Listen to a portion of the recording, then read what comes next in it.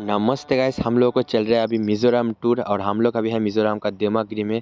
अगले वीडियो में आप लोगों को जो वाटरफॉल दिखाया उसका बगल में और एक वाटरफॉल का खोज हम लोगों को मिल गया, इसलिए हम लोग सुबह सुबह निकल गया वो वाटरफॉल की तरफ। रास्ते में चलते चलते इधर हम लोगों को एक दो छोटा छोटा वाटरफॉल भी हम लोगों को देखने मिल गया था। इधर 2 दिन से भयंकर बारिश हो रहा था गाइस, इसीलिए हर जगह टूटा फूटा है रास्ता, देख ही पा रहे हो इधर।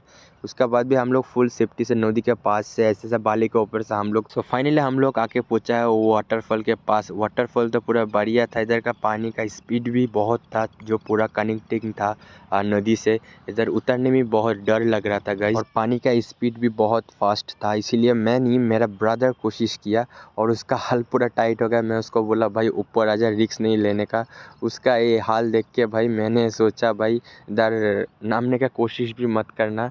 और साइड में था एक छोटा सा वाटरफॉल, वहाँ पे हम लोग नहा लिया। नहा के मैं चलता हूँ मेरा होटल का साइड में, मिलता हूँ नेक्स्ट वीडियो में।